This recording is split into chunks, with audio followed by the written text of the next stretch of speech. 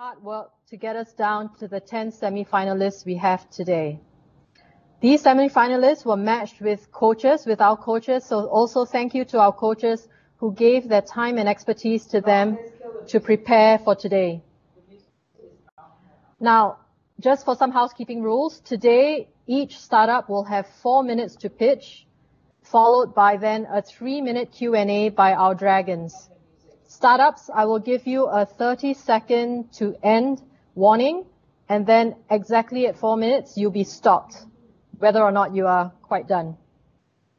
This is the judging criteria by which we will be scoring them. And you may also use this when you pick your people's choice in the poll, which we will open later today. Now, before we begin, let me introduce to you the first 3 dragons who will be questioning the startups in this first part. Louise Daly, we have Louise Daly, Hugh Mason, and Sebastian Giberg. Okay, we'll start now. So the first startup we have is Accommodeo UG. Accommodeo, take it away. Your 4 minutes starts now.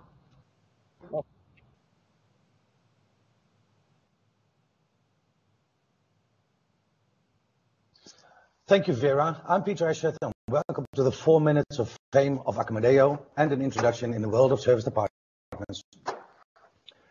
It all starts with a question. Yes?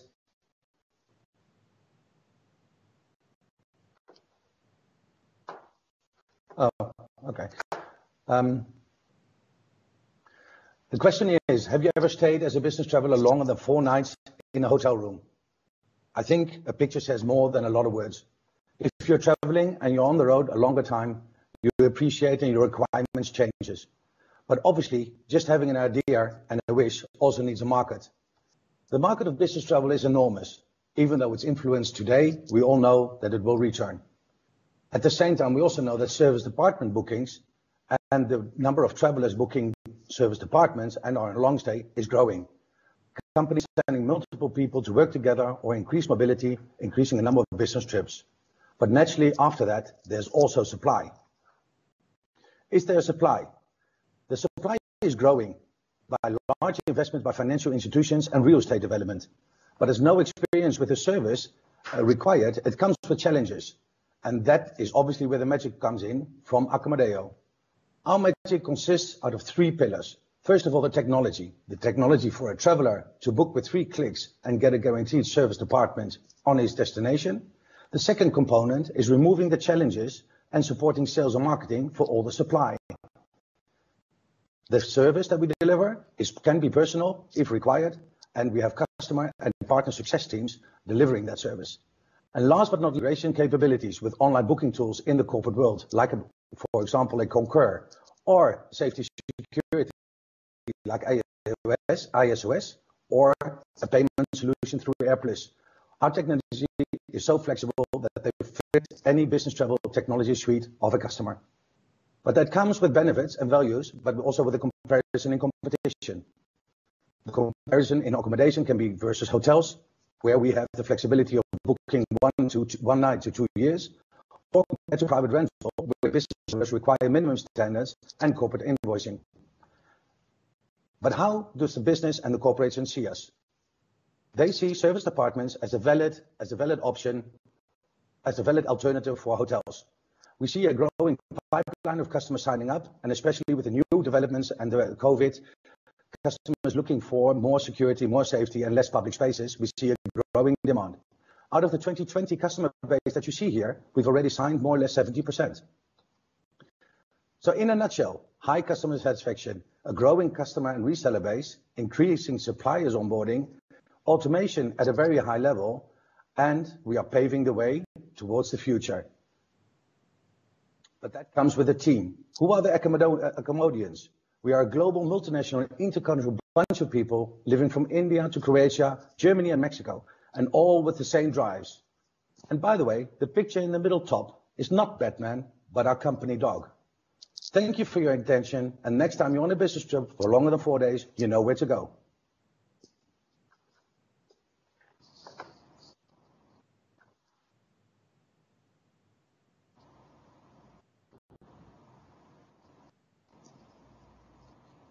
Okay, Dragon, you may begin the Q&A now. Yes, hi, this is Sebastian. Maybe I'll start with a question that's missing for me from this deck is the financial aspects of it, the KPIs. What are your targets in terms of revenue and revenue growth? Well, naturally, we did have a business plan. We were thinking about presenting that, but based on COVID, we see a couple of developments that impacted that. So we are growing our client base, but the conversion of our client base has been decreasing. Our growth ratio projected originally for 2020 was doubling the business versus 2019. But obviously there's an impact nowadays on how quick that's going. And there we decided to actually not to mention those figures. On the one deck, you did see the growth that we had on a revenue base. Our business model is based on 10% commission, and we grew more or less from 2018, the first year of life, we grew from more or less 9 million to 12 million in booked revenues, in booked top line, and out of that, our income is 10%.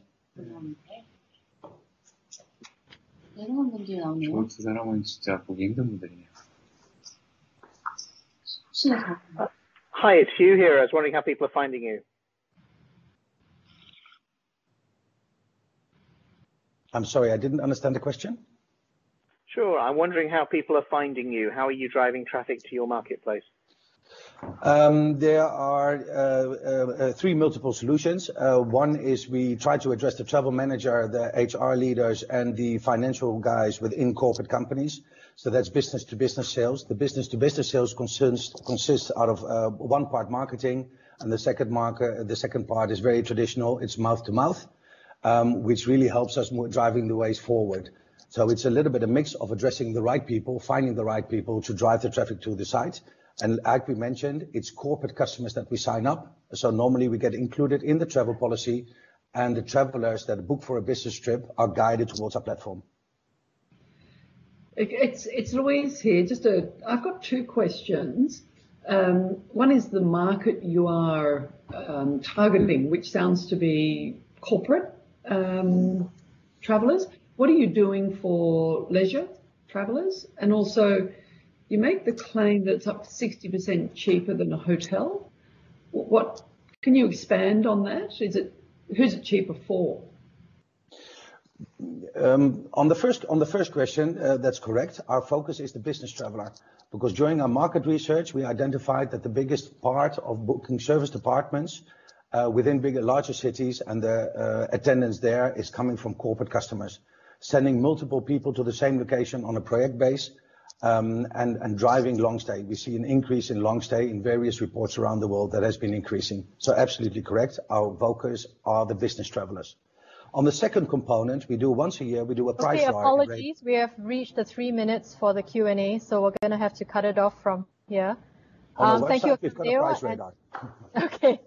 Thank you, Amadeo, and thank you our dragons for this round of questions. Now we're going to bring in our second semi-finalist, and that would be check in here now. You're good to go.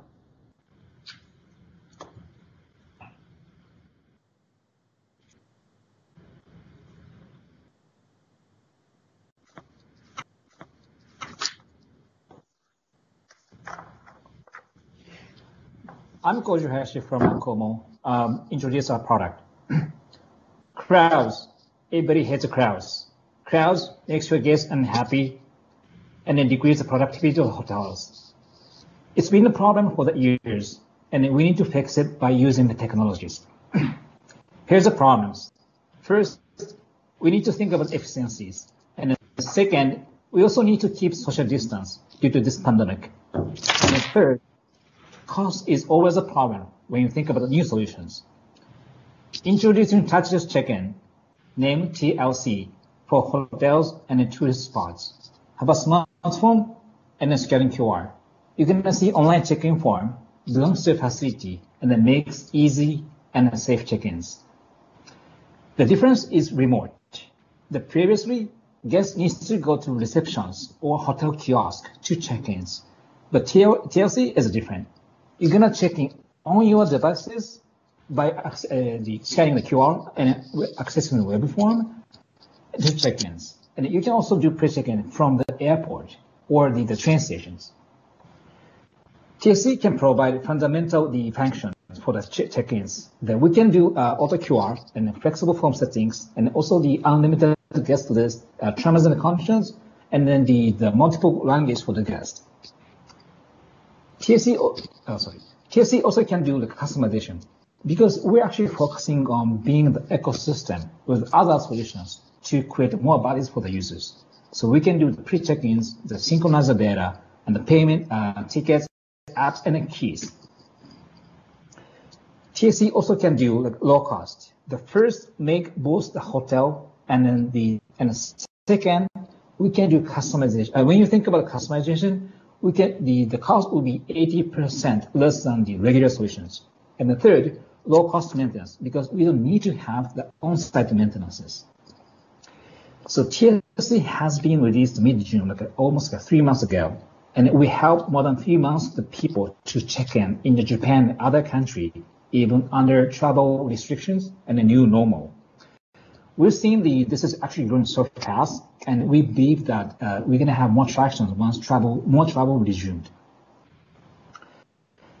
Here's the sample in Japan. We have 52,000 hotels, and then more than 96% don't have any check-in solution.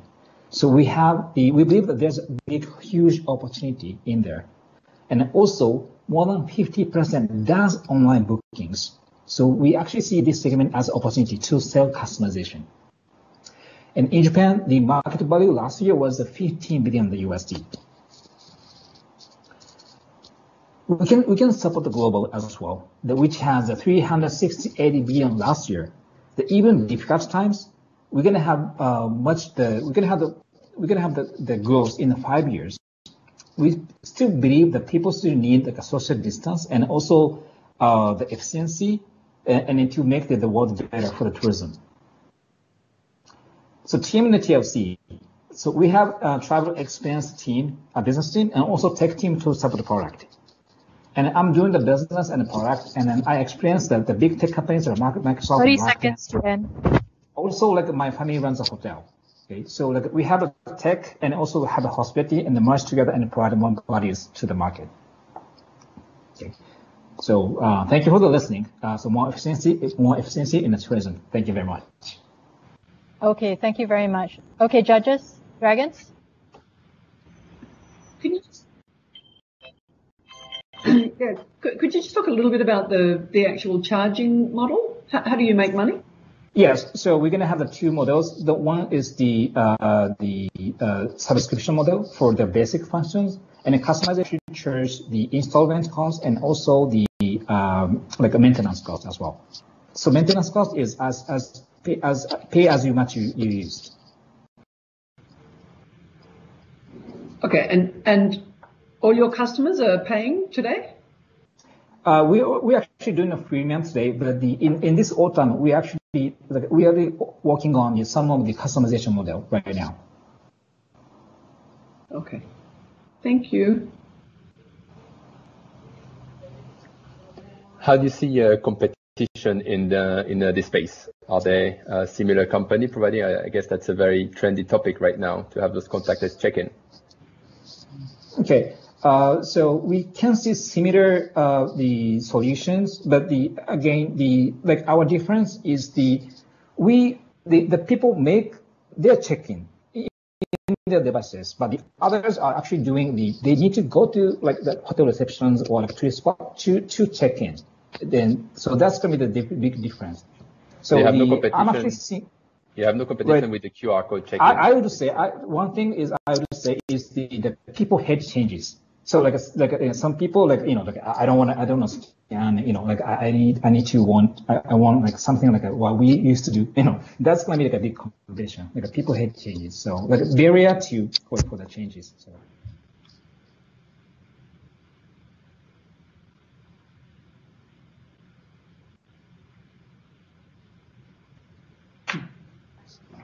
Okay. Am I speaking clear? Yeah, I was hoping to get maybe some competitive, more competitive information, but you're saying that you're on your own in that space. Let's say like a hotel kiosk, like a traditional hotel kiosk, but the they're actually doing the those devices. So that's going to be like the different mood. Also, like maybe like biometrics, face recognition things. But like we're actually focusing on the anonymous check-ins, but just only one check-in. The face recognition biometrics can be like a entry, like a get out, entry, get out. That's going to be like a different, the mood and then the techniques. So we actually think it's actually different, the stuff. So like in short, like we actually don't see so many competition in its space. Are you integrated with PMS?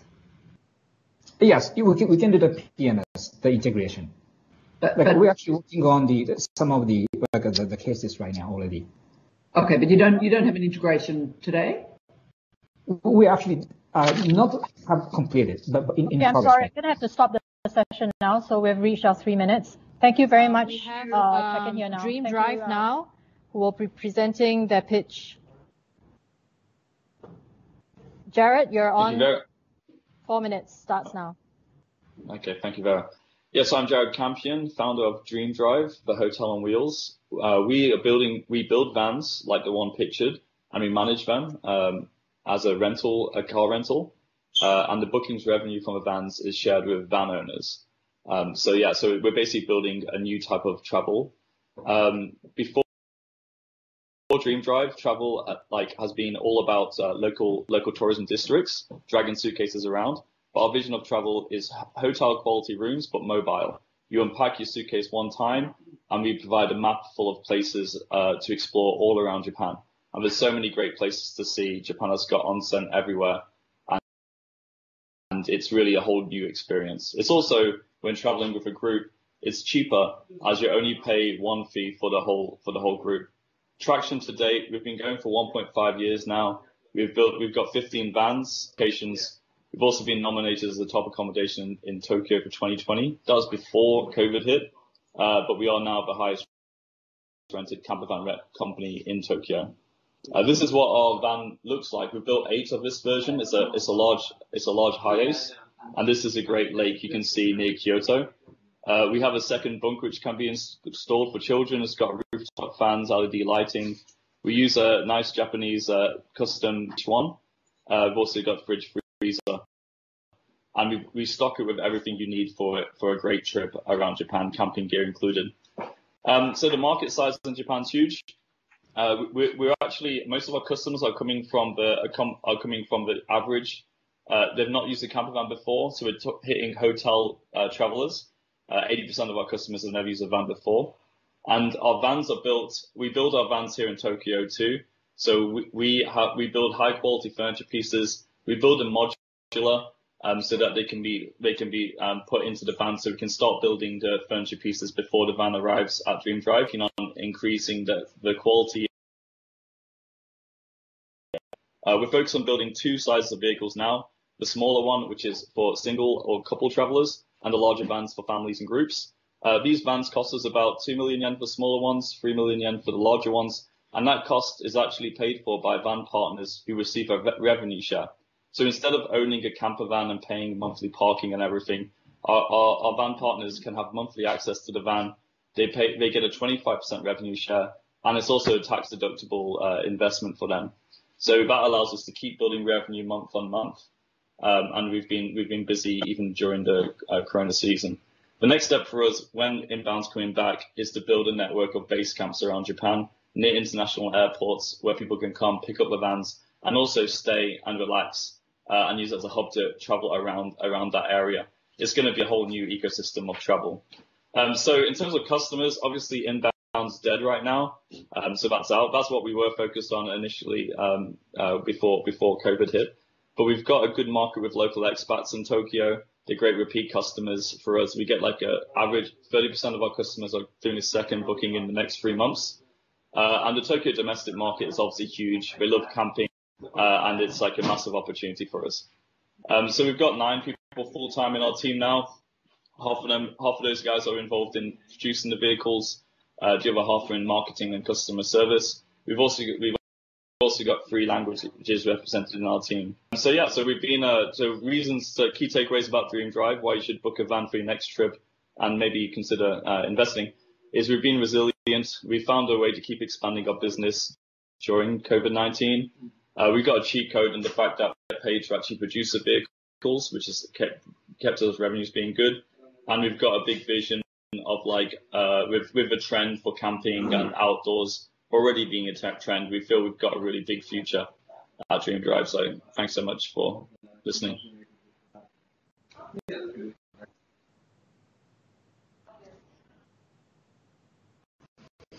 Well, Jared, this is an awesome idea. I personally am super I'm in. But the business model is quite unique, actually. Can you maybe summarize a bit the type of profitability you can extract from like a single van, obviously, and then see how that scales with multiple vans? Sure. So we do two sizes for a reason. The larger vehicles we do for groups and families, that van size is mainly popular on weekends. And the smaller vans we run are still popular during the midweek. They're bringing in about, the larger ones are about 30% occupancy now. So kind of weekend traffic, which is still a good business. And that's bringing in about Sanjuman about $3,000 a month per van.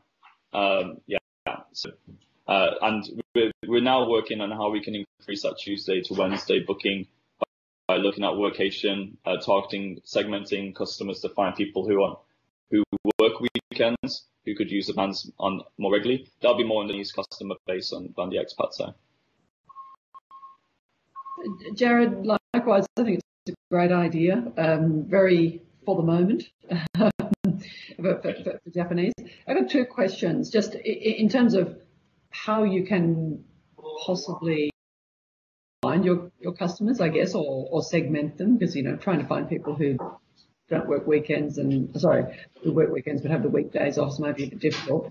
So the question is, you know, what you're doing really on that space. And the other one, what do you do for servicing? So what happens if a van breaks down somewhere?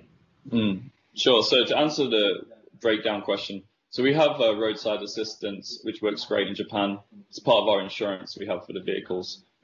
So yeah, and they're very fast, and we've had customers we've had everything that could go wrong. And yeah, it's been fine. They also have bilingual support. So normally we create a chat group with our customers and they communicate with us there. And then if they're English speakers, we help them communicate or just go navigate that experience. For the actual how we find our customers, we've been making routes is really important because our customers are not traditional campervan customers now. So we make routes of where to go day one, where to go day two, where to go day three, sleeping spots, places to eat. And it's actually been, that helps us get a lot of more repeat customers coming back who want to try new routes. And we're always making content. So for that reason, so content is important. So part of our team is people who make videos. We've got two guys who can make videos in our team.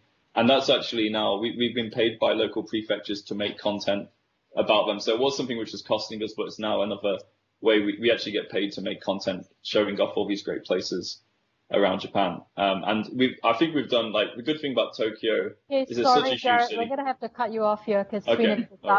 Thank you very much. Thanks so much, guys. Okay, we are now ready for Daily Pass. For the past few months, we've seen hotels promoting staycations, trying to survive this major crisis by tapping into their local markets. The staycation still includes a room and the cost related to it, mostly because it is still taboo to hang out or use services in hotels if you're not staying there. We want to break this taboo. Daily Pass maximize underutilized assets in hotels by converting locals into paying day guests.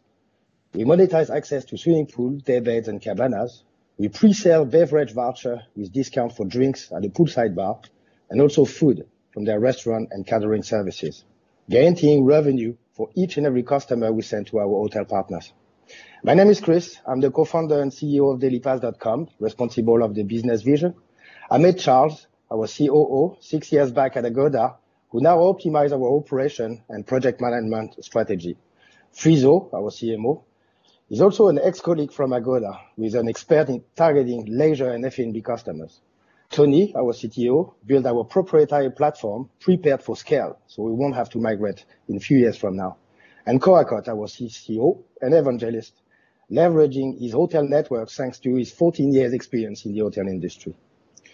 We reach out to customers on social media, and customers also contact us from those channels. When customer lands on Daily Pass, they search for a hotel, choose their date, select their voucher, and book.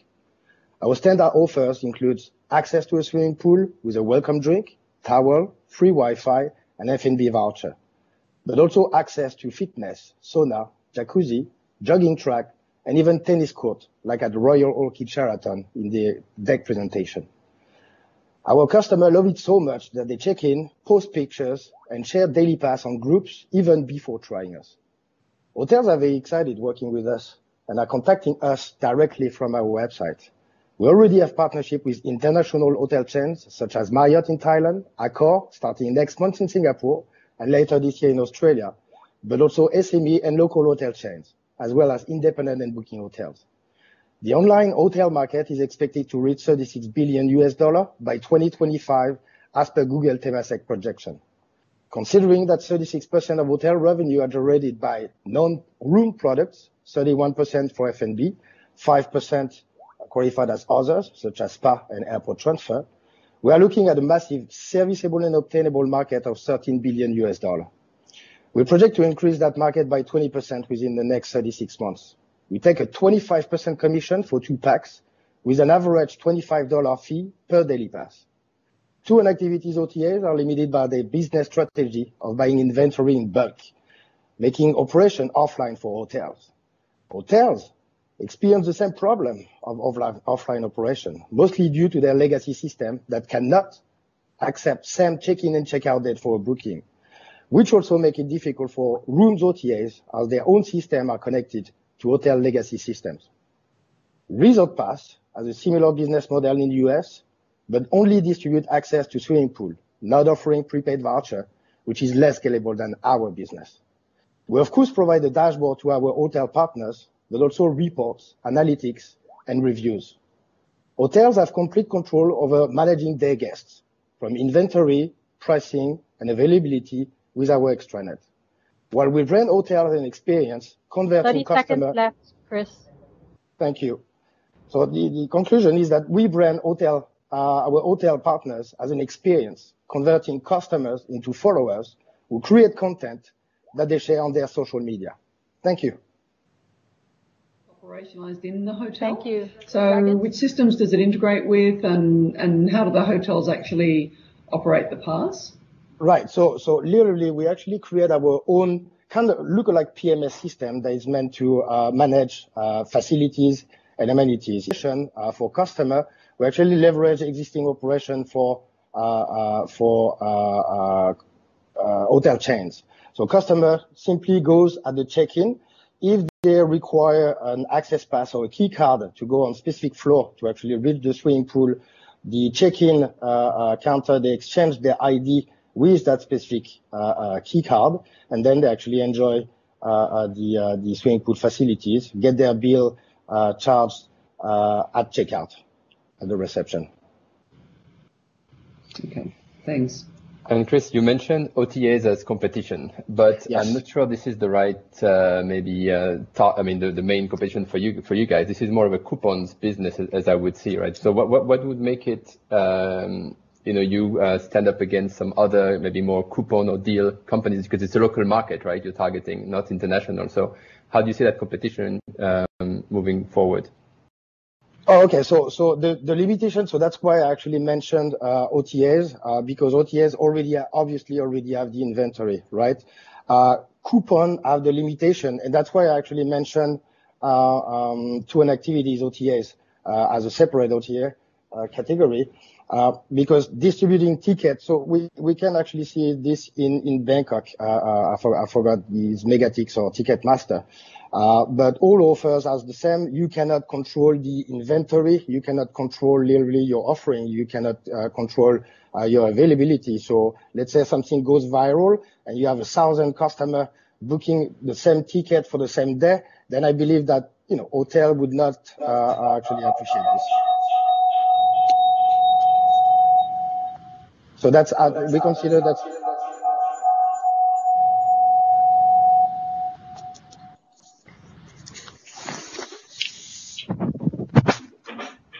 Clear for me, Chris. Thanks.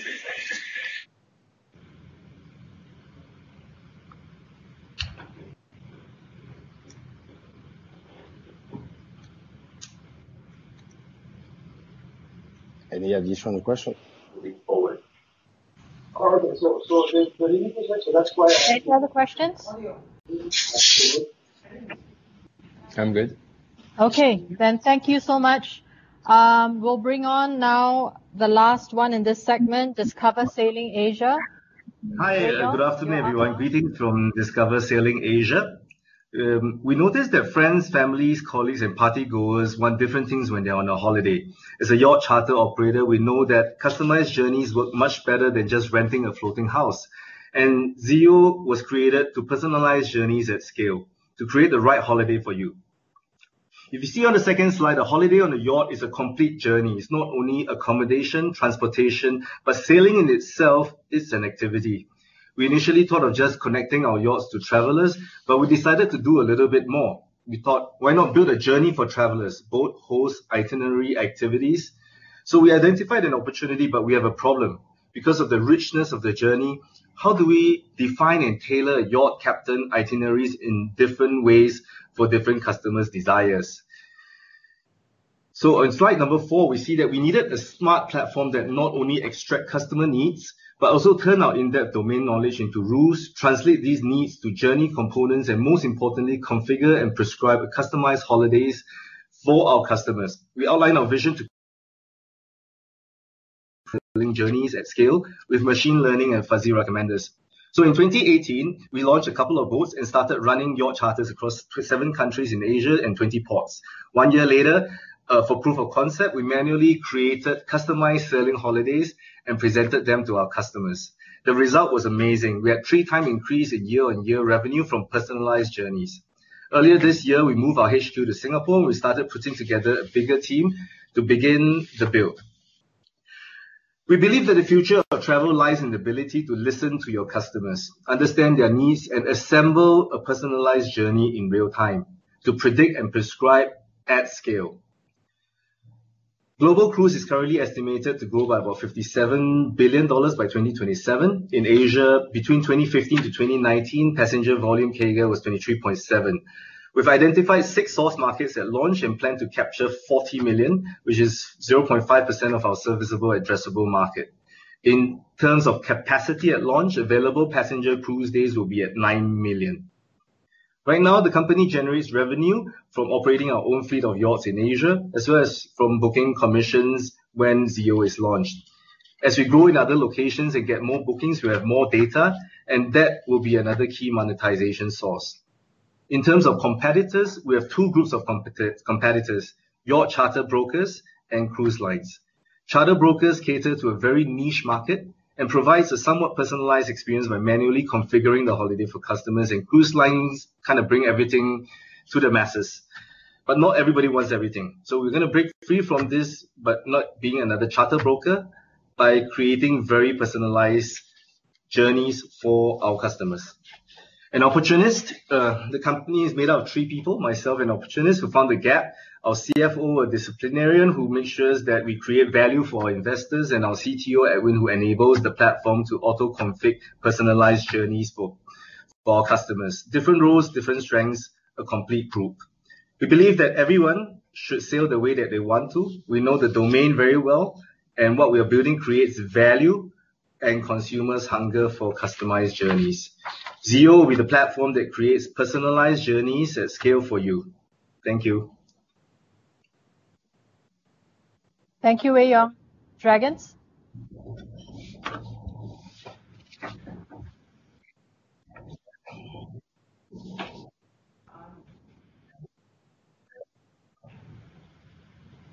The first question on my side, I'm not sure to understand exactly what you're selling. Is it the operations themselves of the charter and the tour, the platform, or the overall business? If you can maybe explain the business model and how you make your money.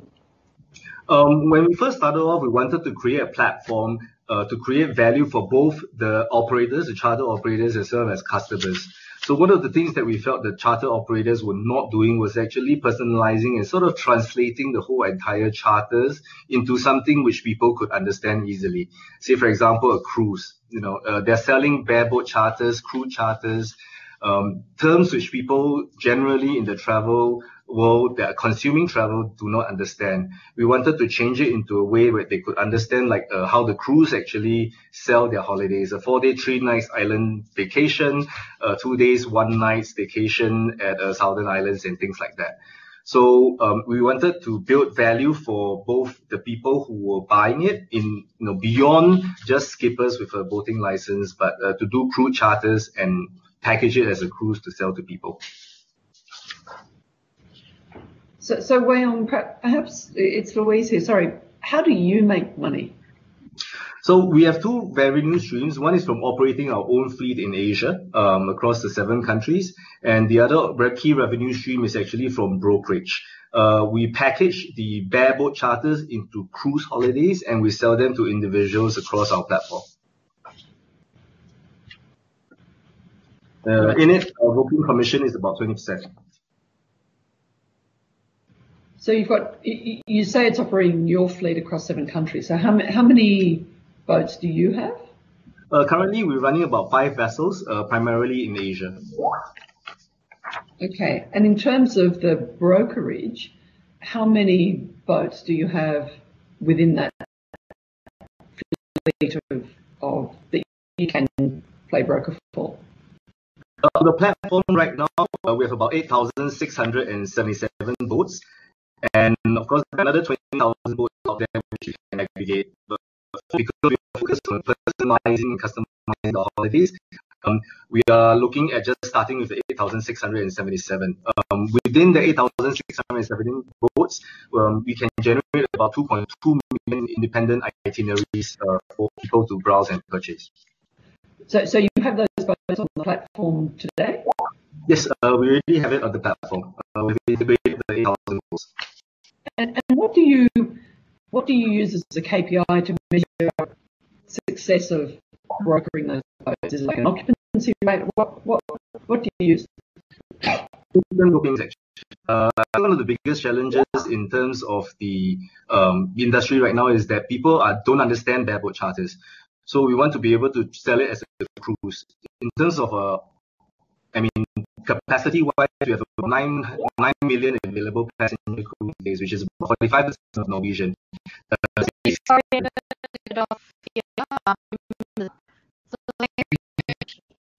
thank you very much.